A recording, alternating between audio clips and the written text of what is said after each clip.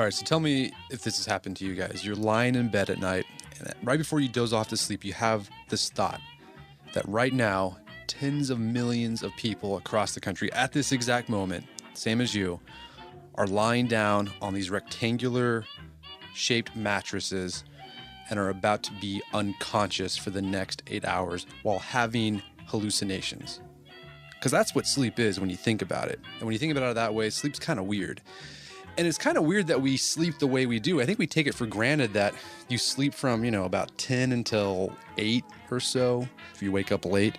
But our guest today makes the case that this hasn't always been the case, and that for most of human history, sleep has actually been very unique to communities and to individuals. And it wasn't until about the 19th century until the whole world basically got on this sleep schedule where you sleep from 10 o'clock at night till about 7 o'clock in the morning, then you work during the day, no naps, and then you repeat the process. Before then, sleep was much more individualistic. It was unique to different communities. And it's this whole radical transformation of sleep has had profound effects on the way we approach life, work, and sleep. Our guest is named Matthew Wolf-Meyer. He's a professor of anthropology at the University of California, Santa Cruz. And he's the author of a very fascinating book called The Slumbering Masses. And it's basically a cultural study, an anthropological look at sleep and why we sleep the way we do. In this podcast, we discuss when the transformation to sleep as we know today happened. We discuss the medicalization of sleep and all the things we do to improve our sleep with over-the-counter medications, but also the things we use to jolt ourselves awake so we can stick to this work schedule that we have, either through coffee, tea, now energy drinks. Anyways, fascinating discussion. I think you really like it. And we even get into what you can do if you have a sleep schedule where it just doesn't fit with the norm, right? The working norm or the school schedule, what you can do to work with that. So great discussion. Think you'll get a lot out of it. Without further ado, Matthew Wolf-Meyer and the Slumbering Masses. Matthew Wolf-Meyer, thank you so much for being here. Welcome to the show. Thanks. I'm glad to be here. All right. So your book, The Slumbering Masses, is a book about sleep, but it's different from a lot of the books that have come out about sleep in the past 10 years, I'd say, where it's all about how to get better sleep, the science of sleep. Your book is like a cultural study of sleep and the sociology of sleep. What made you want to research the anthropology of sleep in America? So it depends how far back you want to go. I mean, and we'll probably talk about a lot of this stuff as we go, but I was always a problem sleeper. So like as a kid, throughout middle school and high school, I had what I thought were abnormal sleeping times, like going to sleep really late, having to wake up for school, needing to take naps during the day. And then when I was in college, it gave me the opportunity to tailor a schedule sort of around my sleep. And what ended up happening was I got a job working third shift. So I worked from like 10 p.m. until 8 a.m., which was okay with me. And then I would go to school from 8 until 10 o'clock in the morning, and then go to school from like 5 until 8 o'clock at night. And that all totally worked. And at the time, I had a bunch of coworkers who just could not handle the schedule. And whenever they were off work, like on their weekends, they would end up trying to sleep like everybody else did. And it was like a decade later, as I started to do the research, that I realized how bad of an idea that actually is. But at the time, I was always kind of attuned to different kinds of sleeping. And I always really enjoyed, this was in Metro Detroit, like at 4 o'clock in the morning, just being able to step out into the middle of a otherwise very busy street and seeing the world kind of sleeping around me and being like the one person that was awake. And so when it came time to actually develop a research project much later, I had initially thought that what I was going to do is write a book about night work. So not just people kind of doing factory work in the middle of the night, but like all of the stuff that happens at night in order to make society work throughout the day. So security guards and police, ambulance drivers, nurses, ER doctors, sanitation workers, construction workers. I thought that I would just tell this kind of big story about labor at night. And in my initial idea about that project, I thought that I would write one chapter that would be about what everybody else was doing. And so everyone else would be sleeping. The way that I would get into that would be going to a sleep clinic. And just by sheer happenstance, there was a piece in the New York Times Magazine profiling a sleep center near where I was a graduate student. And so I got in touch with the director, and they invited me over for lunch one day and kind of gave me the tour. And probably within 10 minutes of being there, I thought, like, oh, this is the real project. Like, I can do everything that I want to do just by talking about sleep in American society. And they were all, the doctors and the researchers that I was spending time with there, were all really interested in having an anthropologist hang out with them. Like, they had a bunch of questions, and they thought that, I didn't know the answer to any of their questions at the time, but they figured that they could task me with answering the questions that they had. And so it was just kind of off to the races from that point. Like, that as soon as I got into it, I was like, oh, obviously this is the project. And the other thing, like you kind of mentioned in the intro, nobody's written this book, right? That, like, if you look at the literature out there, there's a lot of kind of self-helpy stuff. There's a lot of popular science books that are like, this is why we sleep. Although nobody actually really knows why we sleep, but they have it.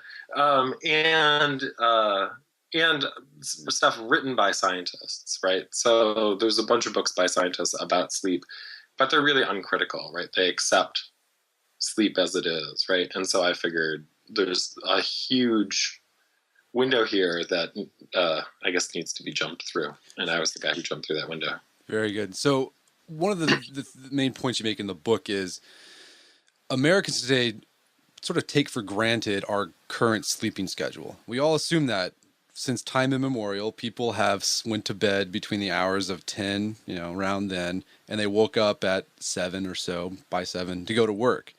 But you make the case that, well, no, that's not how sleep was until about the 19th century. So what was sleep like before this sort of what's called consolidated sleep, right? The 8 hours. One of the things that got me started on the project was this book written by a historian named Roger Ekirch called At Day's Close. And at the end of that book, he writes a chapter about basically a hypothesis that he has that people before industrialization slept in what we now refer to as a biphasic model. And he was looking at the UK and some historical documents that he had. And what he was hinting at is that people would go to sleep around sundown. They would sleep for a few hours. They'd wake up in the middle of the night for a period that could be anywhere between like an hour and 4 hours. Then they would go back to sleep and then wake up around dawn to go to work. And when you think about it, it makes a lot of sense because it's not like nighttime is 8 hours long. And even if it is some of the time, it's not consistently 8 hours long, nor is it 8 hours long everywhere around the world all the time, right? So the idea that sleep and darkness are necessarily tied together is just wrong on the face of it, right? And when you think about the availability of electric light, people, especially the working classes, don't have cheap, accessible electric light, in some cases until after the turn of the 20th century, right? So you have, so there's that set of circumstances. So I started to look at the historical record in the United States, and particularly the medical monographs and medical pamphlets and medical articles that are published kind of at the end of the 1700s through the 1800s. And what people are identifying is exactly this pattern of sleep, right? That people are going to sleep around sundown, they sleep for a few hours, wake up, go back to sleep. And they sometimes refer to it as first sleep and second sleep, or first nap and second nap. first slumber, second slumber, that kind of thing. And the reason why they're talking about it is because it's a problem for the new industrial work schedule. And so historically what's happening is that people are moving from the countryside, where they're working either on their family farm, somebody else's family farm, or in a trade that's probably owned by someone that they know very intimately because they're living in small settings, to big urban centers where they're one of thousands of strangers working in a factory for somebody that they have no relationship to, right? And so in their old work situations, work times vary. If you need to take a nap, you can probably take a nap. If you need to go home early because there's an emergency, no problem. But when you're working for a large factory where everybody's anonymous, any of those kinds of variances are fireable offenses, right? And there's a long line of people just waiting to take those jobs. So people are put into these consolidated work days that are structured by the availability of free sunlight, right? So electric light's not available for most of these factories. There's some gas lighting, but generally the way the factories are operating is they open at dawn, they close at dusk, and there's one shift, and everybody works from dawn until dusk. And so what happens to people's sleep is that they're so exhausted at the end of the day that they consolidate their sleep. And so the idea of consolidated sleep is really something that's based on a new model of exhaustion. So if you were working in a way where you could take a nap whenever you needed to, you're never as exhausted as you are when you have to stay awake for 16 hours at a stretch, right? And so what happens in the medical literature is all these doctors are identifying the biphasic model as being a problem. They start to refer to it as insomnia, and they start to think about ways to treat that problem, right? There's a lot of scare tactics involved too, that they're really trying to shame people away from sleeping in a biphasic way. And so you really see from basically the beginning of American medicine and American industrial capitalism, this tie between medicine and capitalism around shaping what workers are supposed to do and how they operate. The thing is that that consolidated model of the workday links up with the consolidated model of the school day, right? So for the working classes, what do you do with your kids? You have to send them somewhere. So the state basically steps in and gives public education to the working classes in a way that had never been available before. And so kids are going to school at the same time that their parents are at work. And so you slowly see over the course of the 19th century, all of these institutions that we kind of take for granted in American social life abiding by the same set of ideas about time. And so by the turn of the 20th century, and this is really the beginning of sleep science as a science, the earliest guy, whose name is Nathaniel Kleitman, and he's a professor of physiology at the University of Chicago, he's starting to do research on sleep, and his assumption is that people sleep in a consolidated way, right? So he's carrying it into the basis of the science, and he's not allowing napping or variations in sleeping schedules. It's really what you're testing is consolidated sleep. And so what happens is he develops a model of our circadian rhythms that's based on consolidated sleep rather than biphasic sleep. And that's the model of circadian rhythms that everybody uses to this day, basically. So we really don't know what human sleep would look like outside of the context of sort of industrial capitalism and the structure around time. Yeah, I want to get back to that, your point about insomnia and sleep disorder, because I think that's really interesting. What I found fascinating in your book is that you point out that the way we sleep is primarily economically and productivity driven. You made that interesting point how Ben Franklin was one of the early guys who, early to bed, early to rise, makes a man healthy, wealthy, and wise. And one of his reasons he kind of advocated for consolidated sleep was that it saved money on candles, right? Right. He went to France and he saw that they wasted all this this candle wick, partying and carousing in the night, and they didn't get up in the day to go be productive. He said, well, no, if they just slept 8 hours, they would save on candles. Right. And if they just slept when it's dark rather than having to use to light everything, right?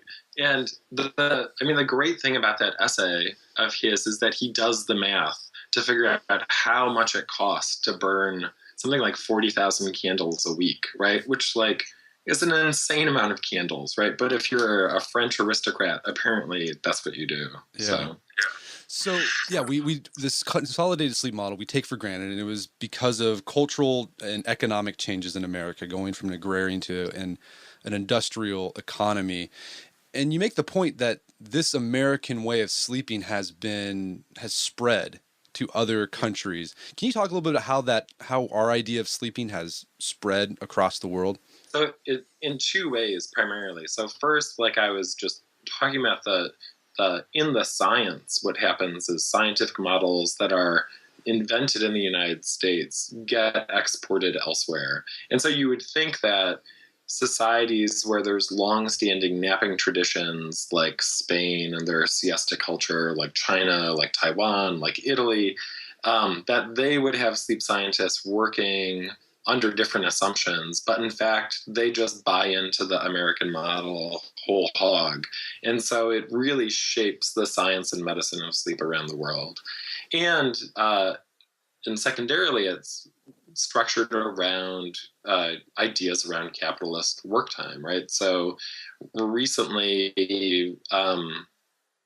maybe not that recently anymore, 10 years ago, in the early stages of the European Union, Spain came under a lot of fire, in part from conservative movements within Spain about getting rid of the siesta so that they would be more productive, like Germany and France and England. And so what they do in order to make that happen is they pass laws that all state agencies, like the postal service, only operates between 9 and 5 o'clock, right? So everybody else has to sync up to that time. And so we see that kind of synchronization pressure happen in a variety of ways. One of the things that I was really interested in is the synchronization between like the United States and call centers in India and the Philippines too, right? And so what we've exported to them in order to harness their labor is our calendar and our work week. So they get synced up in a kind of inverted way to our work time so that they're awake while we're awake, right? And they're asleep while everybody else in their society is awake, right? And they abide by our holidays and, like the structure of how, and so like our work week, if you look at how it maps onto their work week, is hours different, right? And yet they're working on their Sundays in order to be available on our Mondays, right? So there's really pervasive and sort of subtle ways that our ideas about sleep have kind of structured other societies. So going back to that, this idea of sleeping disorders, because before sleep science, there really wasn't wasn't sleep disorders, right? Mm-hmm. Insomnia didn't really exist because people were in a biphasic model. So, and you make the point in the book or the case that sleeping disorders aren't so much they are a health issue, but they're also a social problem. And that's the thing that drives people to sleep centers and to medication. So can you explain that a little bit? How are sleep disorders social problems? So one really quick thing that we actually have pretty good descriptions of a lot of the sleep disorders that goes back at least to 1820. So there's a Scottish physician named Robert McNish who writes this book called The Philosophy of Sleep, where he is basically coming up with descriptions for insomnia and narcolepsy, and like drowsiness of various kinds. And he basically gets written out of the history of sleep science and medicine. I'm not entirely sure why. But I think part of it is that by the conditions of the 1820s, all of these kinds of medical experiences are very, very rare. And it's not until the 1840s and really the 1880s that something like insomnia is something that's generalizable to broad swaths of the population, right? And, that medicine is more and more available to people more broadly. But in terms of the kind of like how our sleep disorders, social disorders, probably, the best examples are the ones that are about like schedules for sleep interfering with schedules for work or for school. And so, for example, one of the stories that I often tell, and I'll tell again, is that at the sleep clinic, they would often see adolescents or teenagers who had problems waking up for public school time. So they couldn't get to school by 7:30 in the morning. It was probably more like 10 o'clock. And so what they had done is figured out what the school start times for all of the schools in the area were. They would figure out what an individual student would wake up around and what kind of sleep need they would need. And they would recommend them to particular schools, right? So there were a bunch of kids who couldn't wake up until 10 o'clock in the morning that all went to Catholic school despite not being Catholic because it fit their sleep schedule, right? And the alternative is that like you end up having to wake up to go to school at 7:30 and you're a teenager who needs Provigil or something else in order to stay awake, or drink coffee or whatever. And that like your sleeping problem is really a kind of mismatch between your biological desire for sleep and the institutional times that are normative, right? And so if we just had different institutional times or even flexible institutional times, then you would see far fewer sleep disorders in society, which doesn't mean that like narcolepsy would go away. There are like very clear biological conditions that lead to narcolepsy, and it's always a challenge, but like you could have more tolerant institutions that would allow people to be sleepy at all sorts of different times of the day. Yeah, we'll get back to that. I want to get back to that, what we can do about our different sleeping schedules and trying to fit into work and school. But yeah, you also make the point that in the past 10 years, there's been this proliferation of medications to get us awake and to put us to sleep. And so a lot of people are on this vicious cycle where they'll take an energy drink to wake up or a pot of coffee. And then at night, and then they keep drinking during the day, so they stay awake. And then at night, they take some sort of medicine to help them fall asleep. Right. So, what's going on there? Is this something that's just recent, or was this something that started, a century ago or decades ago? This seems pretty recent. Like it seems like a real intensification of things that have been happening for a long time. So it's not like it's totally new, but the intensity of it is pretty new. So one of my favorite books that I'll plug is called Sweetness and Power by an anthropologist named Sidney Mintz. And the story that he tells is that industrialization in Europe really depends on exporting sugar and coffee and tea from the Caribbean in order to keep workers awake throughout the day, right? And so like the idea of tea time in Britain is really based on this idea that like you could either take a nap or you drink some caffeine at that point in the day, right? And that we've lost taking those naps and accepted having some caffeine in the afternoon in order to stay awake for the rest of the workday, right? And so, coffee or caffeination really and sugar have always been tied to labor as we know it.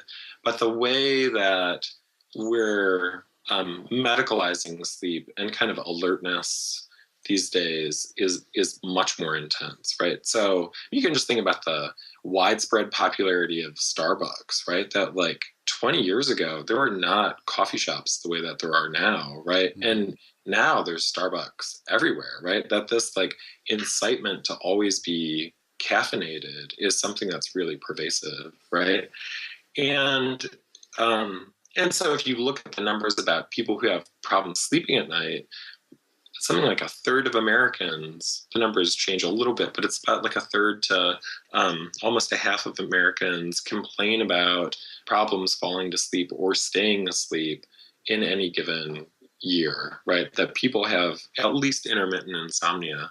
And so, there's more and more people who are using off-label sleep aids, so like Tylenol PM, right, rather than Lunesta or Ambien or something like that, or NyQuil, which is a terrible idea, right? But there are a variety of ways that people are helping themselves get to sleep and also keeping themselves awake throughout the day, right? And it becomes this kind of vicious cycle, because if you're taking more and more Ambien, you need more and more coffee to offset the debt that you're kind of accruing, what's sometimes referred to as sleep drunkenness, that you wake up and you're still kind of sleepy, so you need more and more coffee, right? And there can be, there's stories in the book about this one guy who reports to his sleep doctor that he drinks something like 4 pots of coffee a day. Yeah. It's like 5 pots, yeah.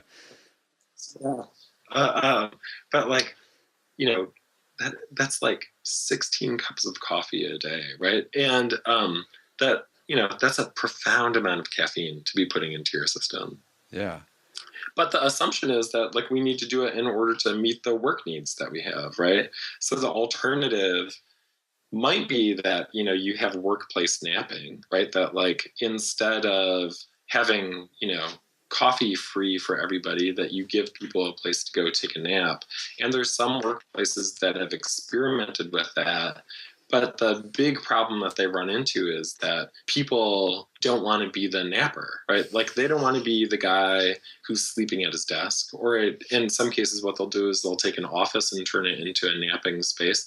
And so you don't want to be the guy that's, going into the napping space or coming out of the napping space. And so a lot of the people that I talk to about napping at work, they're like, I just like will get in my car, go to the nearest fast food place and, sleep in the parking lot, right? Like rather than have my coworkers see me sleep. And so there's really like, we need an attitude shift about sleeping in some respects.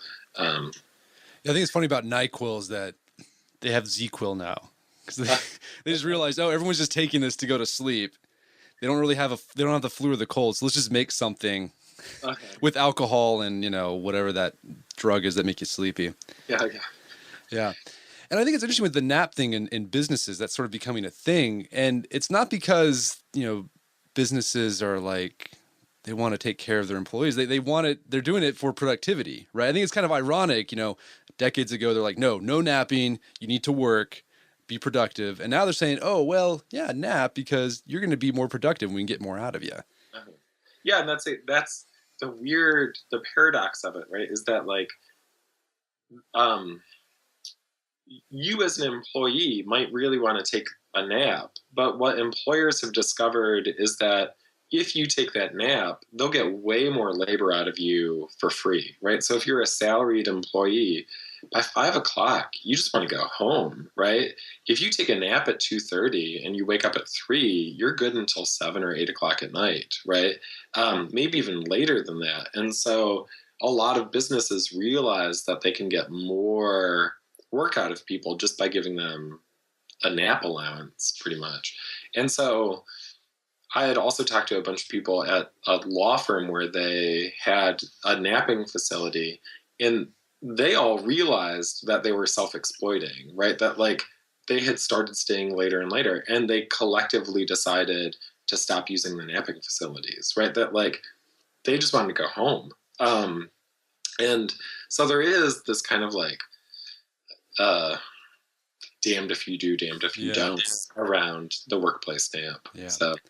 So besides using medication for off-label uses, Tylenol PM or NyQuil, to go to sleep, there's also a lot of entrepreneurs, you're reading about this a lot, entrepreneurs, business executives, high-powered attorneys who are taking very powerful stimulating drugs that, that are used for people who have, severe sleep disorders, like Provigil or modafinil.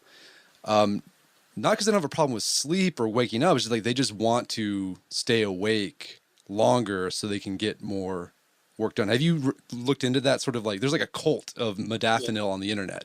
Yeah. And, students talk about it all the time. Yeah. Like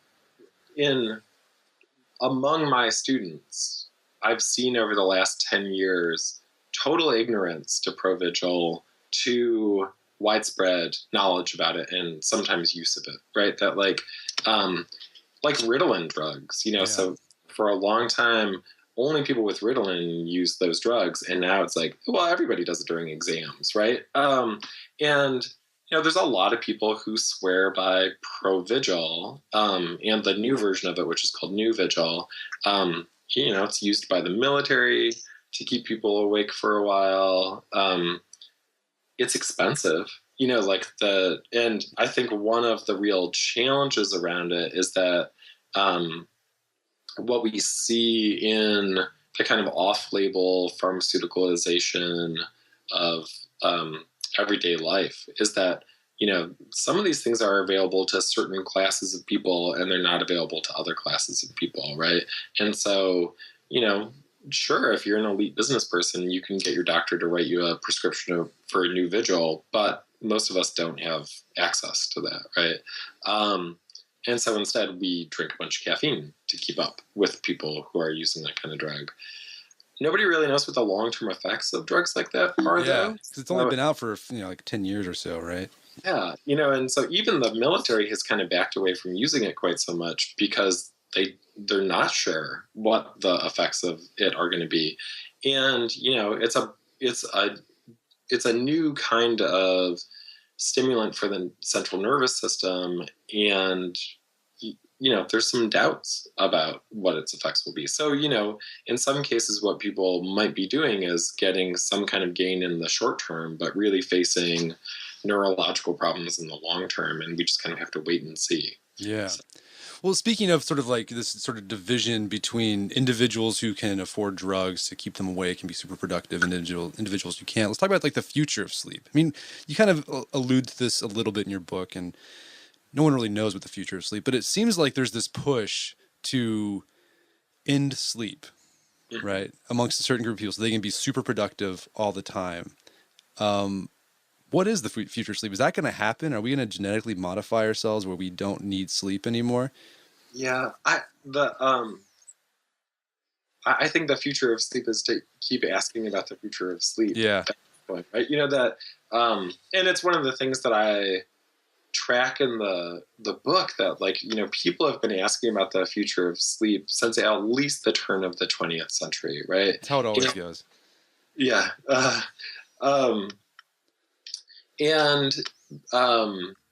So like the early there's early stuff about like how do you maximize your sleep, like can you learn a foreign language in your sleep? Which you still see people talking about, can you learn while you're sleeping? Not really. Can we get rid of sleep altogether? Probably not. That if you think about life on Earth, everything sleeps, right? So plants sleep, every other animal species sleep, we sleep. And, we're not entirely sure what sleep does. We do know it has some pretty important effects on like our memory and our ability to learn new things, our stress levels, so if you're not sleeping really well, you get stressed out way more easy. And so, the question might be like, if we get rid of sleep, at what cost, right? So like chances are if we get rid of sleep, we're not going to be the humans that we are today. We're going to look very different, right? And so there's a book series by Nancy Kress called Beggars in Spain, where they do genetically modify humans to get rid of sleep. And her presumption is that like when you lose sleeping, you lose basically creative potential, right? That like there's something about sleeping and dreaming that's really important to our ability to create and even kind of be human. And so the people who get rid of sleep in her world are just like cold, calculating computer people, right? And so, that might index a sort of anxiety about like what we would actually be losing when we lose sleep. That being said, the future of sleep might be tinkering with it more, right? And so one of the scientists I find really interesting is this Italian guy named Claudio Stampi, who is a yacht racer, and he does these experiments on what he refers to as ultra short sleep. So it's basically catnapping for humans, that like you're awake for a short period, you go to sleep for a short period, you're awake for a short period. So you don't have long sleeping periods. It's like polyphasic sleep, right? Right. Yeah. Yeah. And so you can, I think it's still online. There's this Frontline episode, I think, that he was on.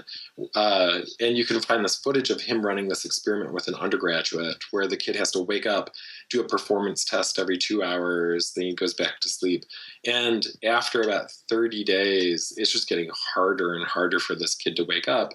But in the end, he's pretty groggy when he does get up, but he can still actually get through his performance tests pretty well, which points to, this idea that maybe we could organize sleep differently, right? That like the 24-hour society might not be everybody being awake all the time, but it might be that, some people are going to be able to organize their work in ways that are different than this kind of consolidated work and sleep period. Yeah. Didn't Kramer on Seinfeld like do an experiment with that? Like, yeah, it didn't work out for him. Yeah, they call it the it's how Leonardo da Vinci apparently slept, which is it's something like half an hour every 4 hours. Yeah.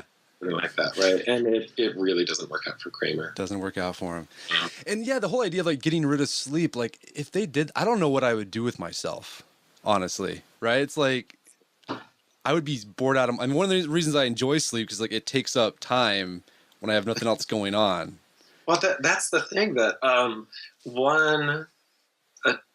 like I love my family. Yeah, we spend a lot of time together already. Sure.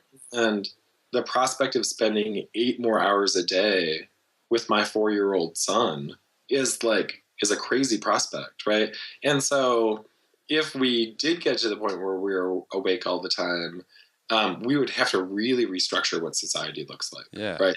Like, it doesn't mean that we would have 8 hours of recreation. We would probably be finding other ways to organize what we're doing. Yeah.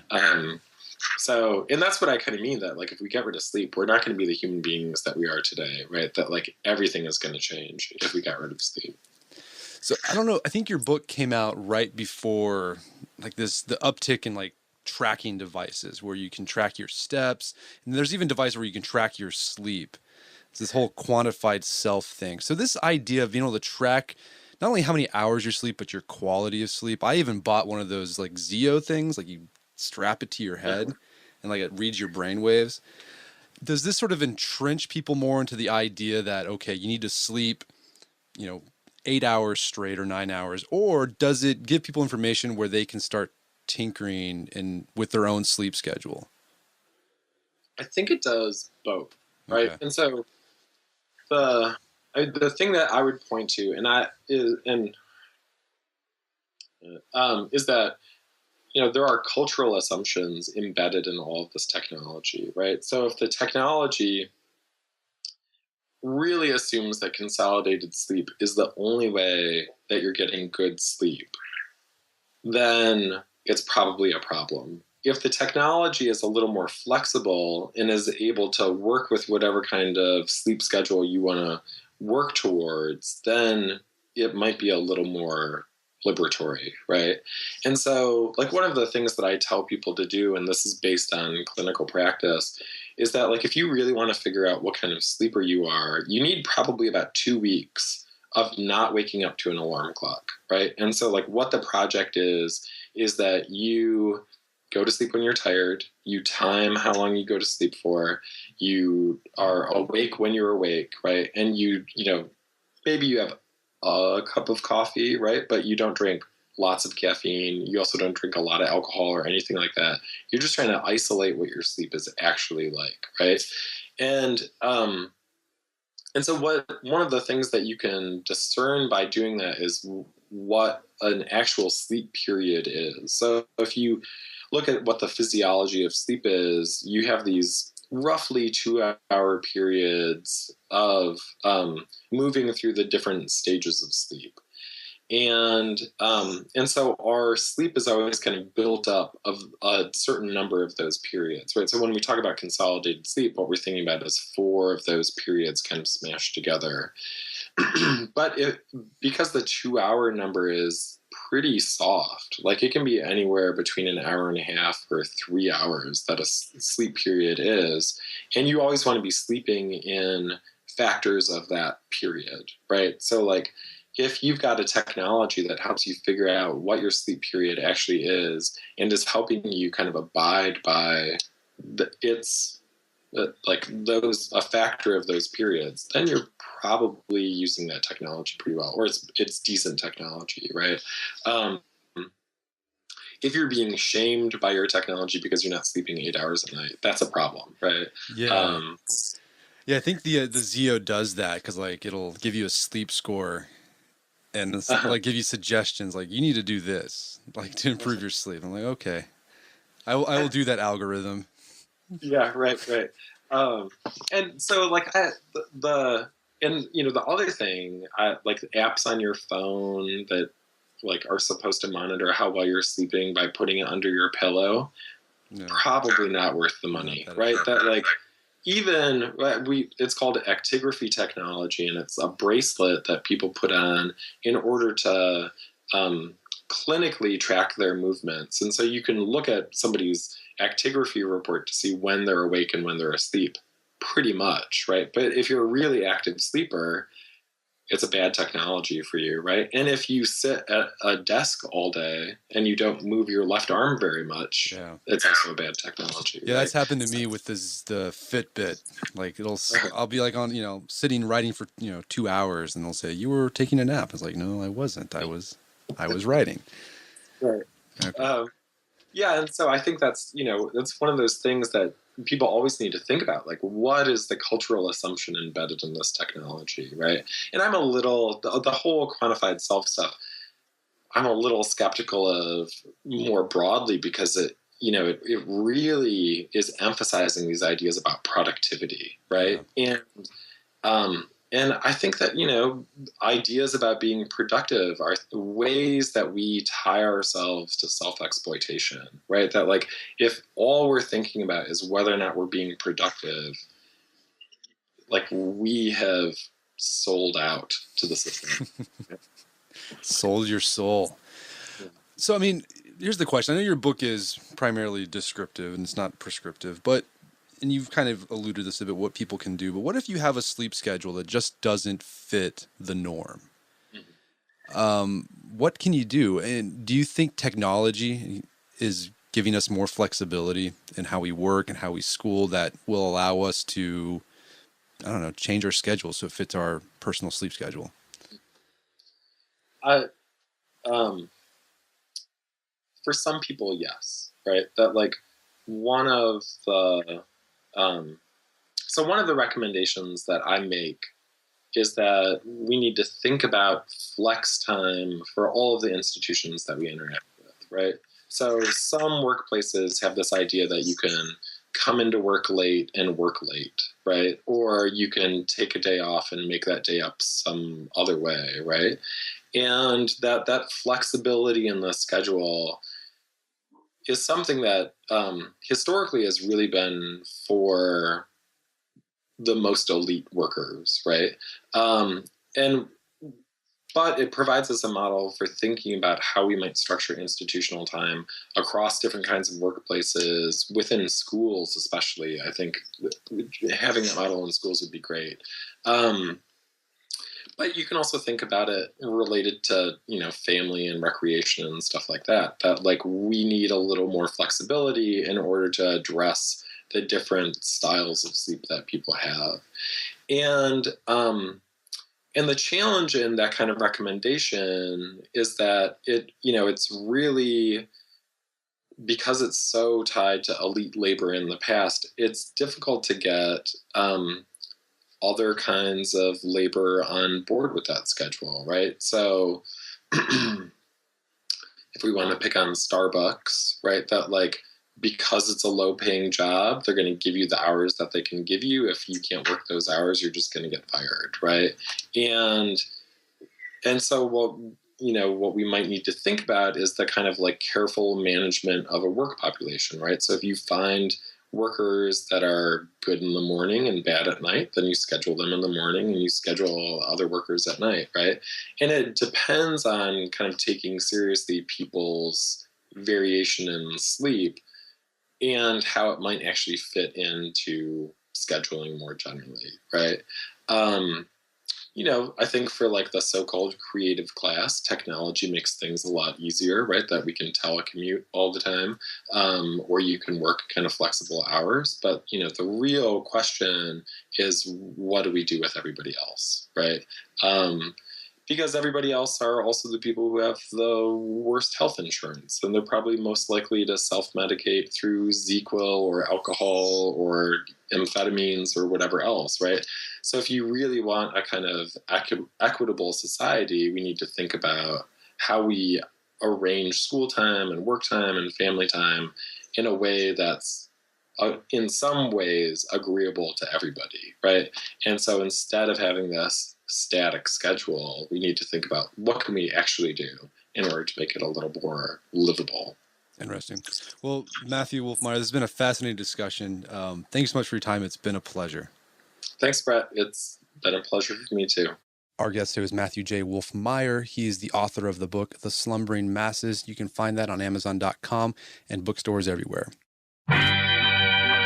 Well, that wraps up another edition of the Art of Manliness podcast. For more manly tips and advice, make sure to check out the Art of Manliness website at artofmanliness.com. And until next time, this is Brett McKay telling you to stay manly.